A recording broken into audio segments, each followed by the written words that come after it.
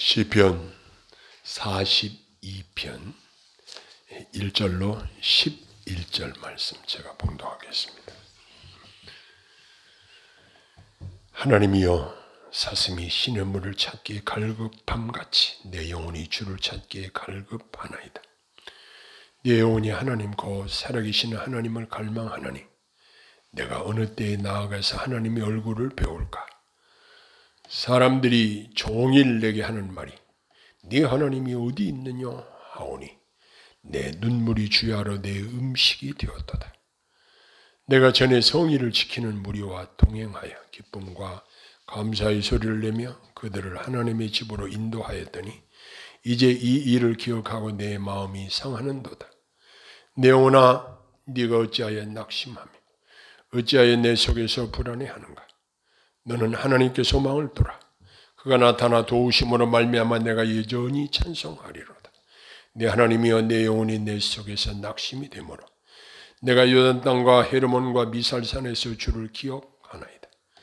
주의 폭포 소리에 깊은 바다가 서로 부르며 주의 모든 파도와 물결이 나를 휩쓸었나이다. 낮에는 여호와께서 그의 인자하심을 베푸시고 밤에는 그의 찬송이 내게 있어 생명의 하나님께 기도하리로다. 내 반석이신 하나님께 말하기를 어찌하여 나를 잊으셨나이까? 내가 어찌하여 원수의 압제로 말미암아 슬프게 다니나이까 하리로다. 내 뼈를 찌르는 칼같이 내 대적에 나를 비방하여 늘 내게 말하기를 네 하나님이 어디 있느냐 하도다. 내 영혼아, 내가 어찌하여 낙심하며 어찌하여 네 속에서 불안해하는가? 너는 하나님께 소망을 두라. 나는 그가 나타나 도우심으로 말미암아 네 하나님을 여전히 찬송하리로다. 아멘. 이 시의 배경은 시인 다윗이 대적들에게 쫓기면서 피난 중에 쓴 시로 알려져 있습니다. 시인은 그때 하나님의 도우심을 바라는 상황이 마치 신의 물을 찾기에 갈급함 같은 사슴에 비유하고 있습니다. 시인은 하나님께 대한 자기의 사랑을 아름다운 시로 표현을 하는데 이 시편 42편을 가지고 찬양들을 부르죠. 목마른 사슴 신의 물을 찾듯 찾아 헤매이듯이 이렇게 이 시를 노래로 많이 부르고 있습니다. 여기서 신의 물은 하나님의 도우심 혹은 하나님이 주시는 풍성한 은혜를 상징하는 것으로 봅니다. 근데 여기 시인은 하나님의 도우심과 은혜를 간절하게 바라는 상태를 여기서 읽을 수가 있습니다. 하나님의 도우심이 없이는 망할 수밖에 없는 그런 상황에 처해 있었다는 것입니다. 그러나 시인 다윗에게는 하나님은 유일하고도 영원한 구원의 생수라는 사실을 밝히고 있습니다. 또한 우리에게도 하나님은 구원의 생수가 되신다는 사실을 우리가 여기서 우리 마음에 새기고 가야 할 것입니다. 이처럼 인간은 생수 되시는 하나님을 만나서 구원에 이르게 됩니다. 이 세상의 것들로 우리 속사람의 타는 듯한 갈증을 해소할 수 있는 것이 없습니다. 우리는 영원히 마르지 않는 생수의 근원이신 하나님을 갈망합니다. 예수님은 복음서에서 이렇게 말씀하셨습니다. 누구든지 목마르거든 내게로 와서 마시라. 그래서 예수님을 믿는 자는 그 배에서 생수의 강이 흘러날 것이라. 이렇게 또한 말씀하셨습니다. 그런데 여기 시인은 2절에 심한 갈증의 표현을 보게 됩니다. 내 영혼이 하나님 곧 살아계신 하나님을 갈망하나니 그랬습니다. 우리에게 먼저 필요한 것은 하나님을 향한 갈급한 마음이 필요합니다. 이와 같은 열망으로 하나님을 찾고 우리가 예배하는 것입니다. 에레미야 29장 13절에서도 보면은 너희가 전심으로 나를 찾고 찾으면 나를 만나리라. 이렇게 말씀하셨습니다. 3절에 보면은 사람들이 종일 내게 하는 말이 네 하나님이 어디 있느냐? 이렇게 비방을 한다는 것입니다. 아니 자기 자신만 비방하면 덜 비참할 텐데 네 하나님이 어디 있느냐? 이렇게 하나님을 비방한다는 것입니다. 이 말은 그 비방하는 사람들의 의도는 하나님은 무능력하고 하나님은 없고 그래서 당신이 하나님을 의지한다고 하는데 그 하나님이 너를 구원할 수 있느냐? 이런 식의 비난이라는 것입니다. 즉 하나님의 존재 자체를 부정하는 말이라고도 할 수 있는 것입니다. 우리 성도님들이 어려움을 당할 때 만약 불신자들이 네 하나님이 어디 있느냐? 네가 믿는 하나님이 과연 살아계시냐? 이렇게 조롱을 한다고 한번 생각해 봅시다. 이렇게 종일 조롱을 당한다고 생각할 때 얼마나 우리 마음이 힘들겠습니까? 시인은 얼마나 기가 막힌지 주야로 자기 눈에서 흐르는 눈물이 음식이 되었다고 그랬습니다. 얼마나 눈물을 많이 흘리고 얼마나 마음이 많이 상했으면 이러한 표현을 사용했겠습니까? 이럴 때 시인의 표현과 같이 사람들이 하나님을 비방할 때 하나님을 믿는 우리들의 마음은 상하게 됩니다. 그런데 우리가 알아야 할 것은 하나님은 하나님의 영광을 위해서라도 당신의 백성들을 보호하시고 지켜주신다는 사실을 결국은 알게 해주신다는 것입니다. 자, 그러면 이러한 상황에 시인은 어떻게 이 어려운 상황을 극복하며 승리했을까? 우리는 어떻게 이 시편 말씀을 통해서 우리 삶에 이 말씀을 적용해서 살아야 될 것인가? 여기 첫째로 5절에 보니까 내 영혼아 내가 어찌하여 낙심하며 어찌하여 내 속에서 불안해하는가? 너는 하나님께 소망을 두라. 그가 나타나 도우심으로 말미암아 내가 여전히 찬송하리로다. 그랬습니다.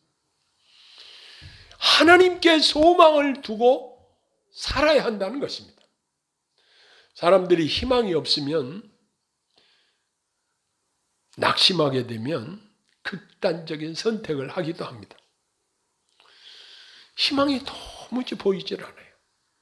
언제 이 마스크를 벗어버리고 살아야 될지, 언제나 일상으로 돌아갈지, 언제나 만나고 싶은 사람들 만나서 교제도 나누고 마음대로 가고 싶은 데 가고 교회에 오고 싶어도 못 오는 사람들이 올 수 있고 이러한 상황이 언제나 회복될 것인가?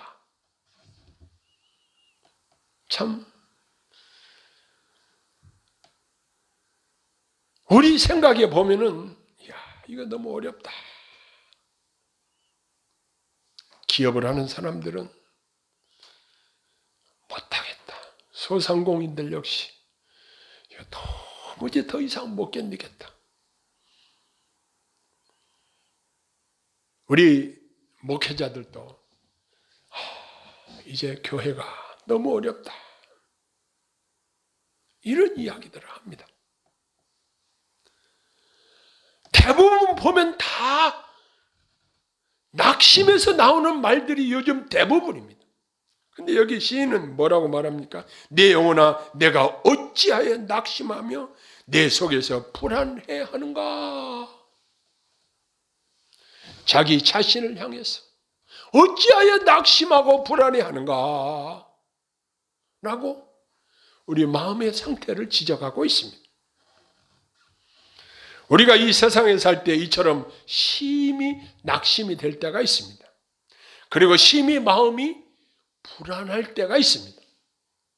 이러한 상황에 우리에 대한 해결책은 무엇입니까? 소망을 하나님께 두라는 것입니다. 하나님을 향한 절대적인 신뢰로 사람들의 조롱을 이겨내고 우리에게 어떠한 어려움이 닥쳐도 낙심하지 말고 하나님께 소망을 두고 하나님께 도우심을 요청해야 한다는 사실을 여기서 배우게 되는 것입니다. 우리가 지내놓고 생각해 보면 하나님께서는 전혀 우리가 상상하지도 생각지도 못한 매우 극적인 도우심을 베푸실 때가 종종 있습니다. 우리를 도우시는 분은 전능하신 하나님이십니다. 이런 노래가 나의 등 뒤에서 나를 도우시는 주. 그렇습니다. 그래서 우리의 상상을 초월해서 생각지도 않는 방향에서 우리를 도우시는 것을 경험하게 됩니다. 지금 전염병 사태로 말미암아 교회당들이 텅텅 비어가고 이제 교회가 다 망한다고 할지라도 하나님께 소망을 두고 하나님의 도우심을 바라는 것입니다. 우리가 아까 부른 찬송, 나의 기쁨, 나의 소망 되시며 나의 생명이 되신 주, 밤낮 불러서 찬송을 드려도 늘 아신 마음뿐일세. 나의 기쁨, 나의 소망, 우리 하나님이십니다. 그 다음에 두 번째는 주를 기억하고 살아야 한다는 사실입니다. 여기 6절에 보면은 내 하나님이여 내 영혼이 내 속에서 낙심이 되므로 내가 요단 땅과 헤르몬과 미살산에서 주를 기억하나이다. 그랬습니다. 우리가 기억해서 좋은 것이 있고 기억해서 좋지 않은 것들이 있습니다. 마음에 상처되는 것 이런 것들은 좀 생각이 안 났으면 좋겠는데 이러한 것들을 자꾸 기억해서 되살려 나오면 내 마음이 상할 때가 있습니다. 그런데 우리가 기억해야 될 것이 무엇인가? 어려운 상황이 우리에게 닥친다고 할지라도 우리 마음속에 기억해야 될 것이 무엇인가? 우리가 기억을 못한다? 여러분 요즘 치매를 앓는 노인들뿐만 아니라 젊은이들에게도 이 치매 현상이 많이 나타난다고 합니다.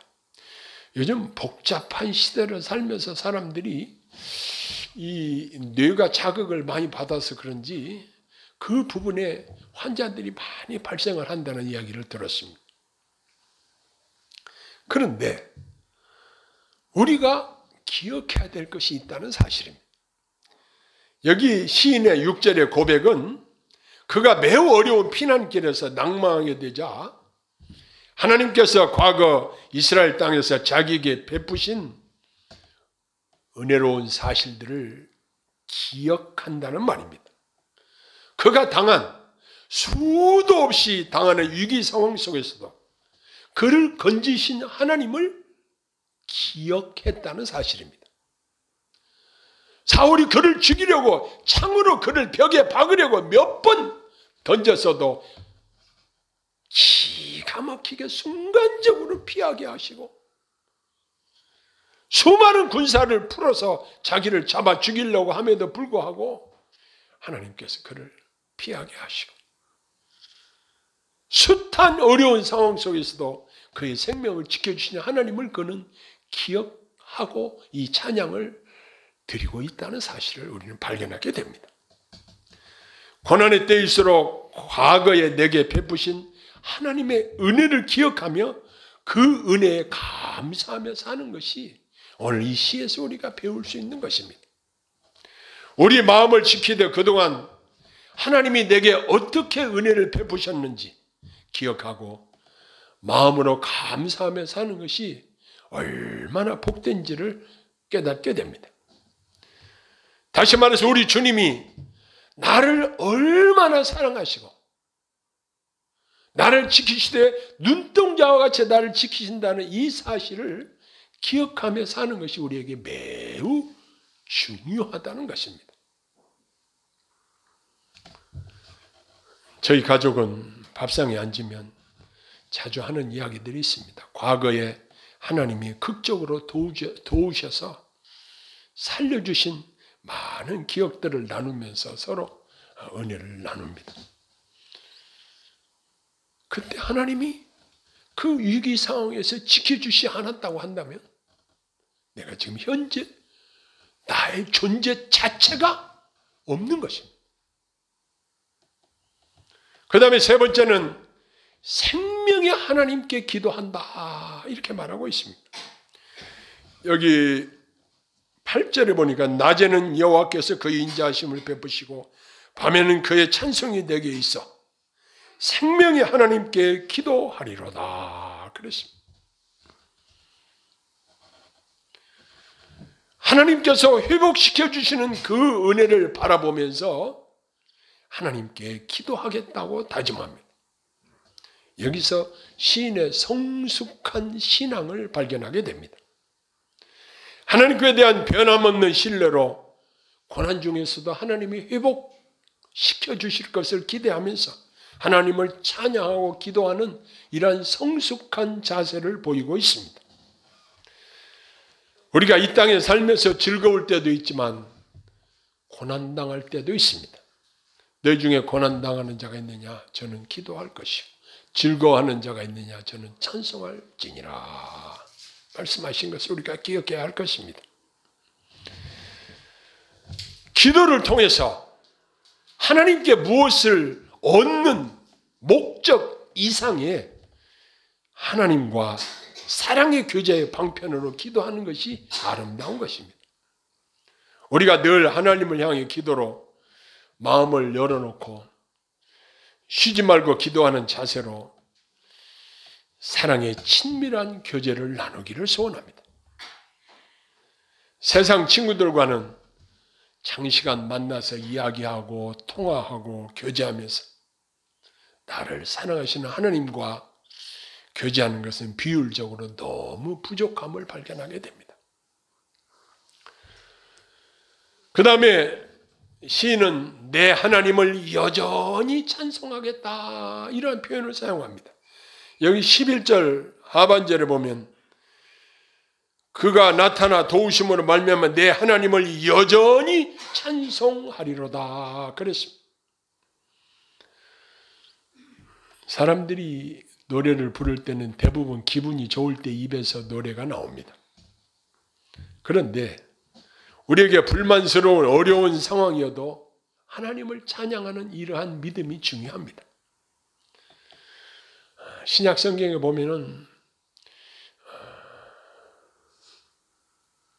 바울과 실라가 빌립보 감옥에서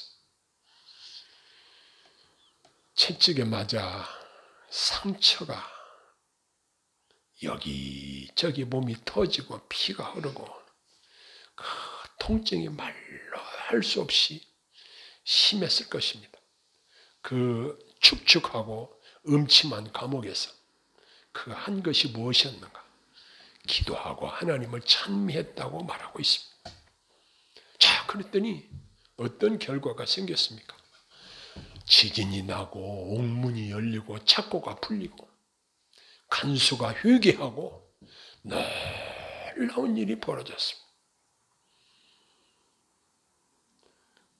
바울과 실라가 처한 상황은 참으로 어두운 상황, 고통스러운 상황이었는데 그때 하나님께 기도하고 찬양했더니 하나님의 놀라운 기적적인 도우심이 그곳에 나타나게 되었습니다. 세상 노래를 부르는 사람들을 보면 세상 노래를 부르면서도 거기다 자기 감정을 실어서 열심히 노래를 부릅니다. 정말 요즘은 노래 잘하는 사람들이 너무너무 많습니다.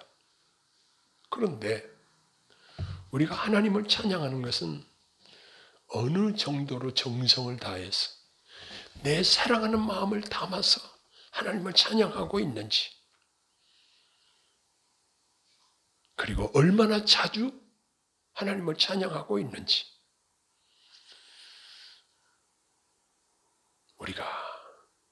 우리 자신을 점검해야 할 것입니다. 하나님은 살아계셔서 우리가 드리는 찬미의 제사를 받으십니다.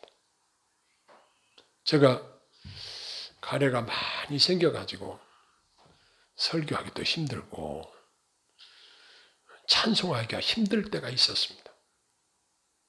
요 며칠 전에 우리 권사님 모시고 빈센트 병원에 가서 시간이 좀 기다리는 시간이 있길래 폐 기능 검사를 한번 해봤습니다. 하나님이 제가 숨을 들이마시고 또 내쉬고 하는 그 폐 기능 검사를 하는데 제가 느끼기에도 내 폐 기능이 많이 좋아졌구나. 그래서 검사하는 간호사한테 기능이 좀 어때요? 그러니까 교수님한테 정확하게 물어보시면 됩니다. 그런데 제가 느끼기에 상당히 좋아요. 또 어떤 때 느낄 수 있냐면 찬송을 부를 때 이게 노래를 이게 숨이 제대로 쉴 수가 없으면 노래를 부를 수가 없습니다.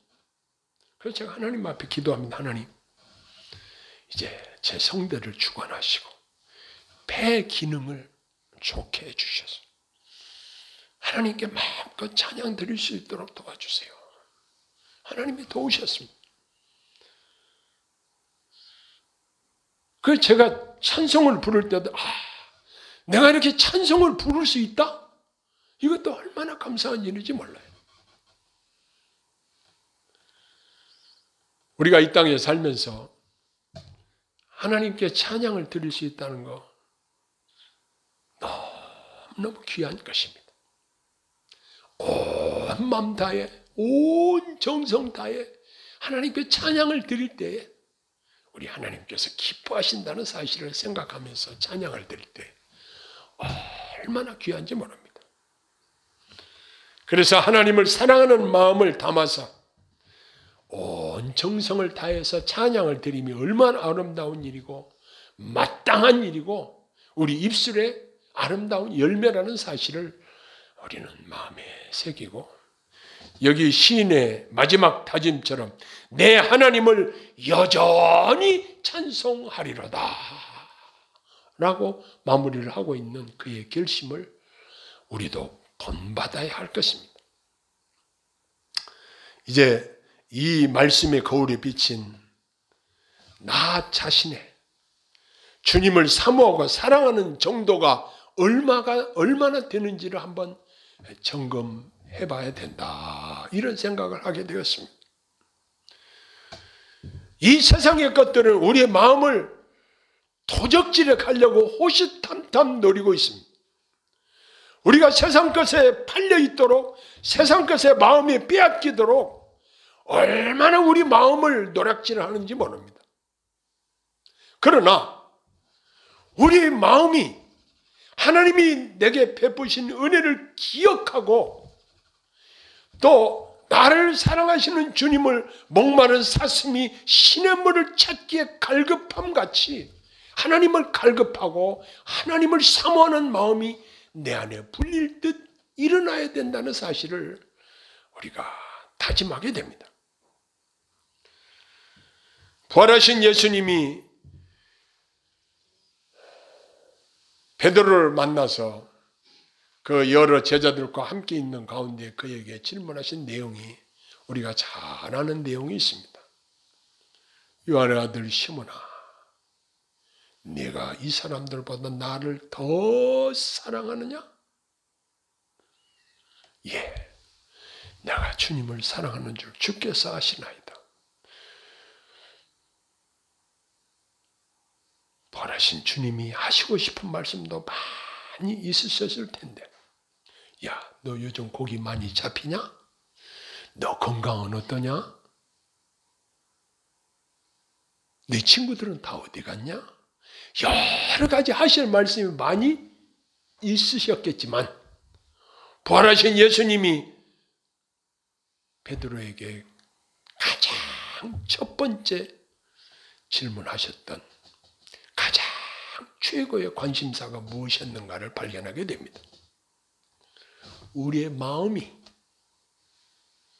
주님을 가장 최고로 또 시시때때로 주님을 사랑하고 있는지에 대한 점검이었습니다. 시몬 베드로가 예수님을 3번이나 부인했기 때문에 3번이나 반복해서 물으시는 주님의 사랑에 확인하는 말씀에 감히 그럼요, 내가 주님 사랑하죠, 이렇게 말도 못하고 내가 주님을 사랑하는 것을 주께서 아십니다. 내가 지금 얼마나 주님을 사랑하는지 주님께서 아십니다. 내가 주님을 사랑하는 정도가 내 집에 키우는 애완견보다도 주님을 사랑하지 않는다고 한다면, 내 주머니에 있는 돈보다도 주님을 사랑하지 않는다고 한다면, 내가 사귀는 친구보다도 주님을 사랑하지 않는다고 한다면, 주님이 내게 그렇게 물으신다고 한다면, 그래요, 내가 우리 주님 사모합니다. 내가 주님 사랑합니다. 내가 우리 주님 최고로 사랑해요. 이렇게 과연 말할 수 있겠는가 생각을 해보았습니다. 주님, 내가 이전보다 뜨겁게 변함없이 주님을 사랑할 수 있도록 성령께서 도와주세요. 이 기도밖에는 우리가 하나님께 도움을 요청할 수밖에 없다는 사실을 발견하게 됩니다. 기도하겠습니다. 하나님 아버지, 저희가 눈에 보이는 이 세상 것들에 치심하고 그러한 것들에 정신이 팔리고 그러한 것들에 너무나도 마음을 많이 빼앗기는 것을 고백합니다. 그러나 성령께서 우리 마음을 새롭게 하시고 정결케 하시고 주님을 사랑하는 마음으로 가득 채워주시고 주님을 사모하는 마음이 목마른 사슴이 신음을 찾기에 갈급함 같이 주님을 향해 갈급한 마음이 우리 안에 일어나게 하시고 매 순간순간 주님을 사랑하는 마음으로 주님을 찬양하고 주님께 기도하며 주님과 교제하며 사랑을 나누며 살게 하옵소서. 예수님 이름으로 간절히 기도하옵나이다. 아멘.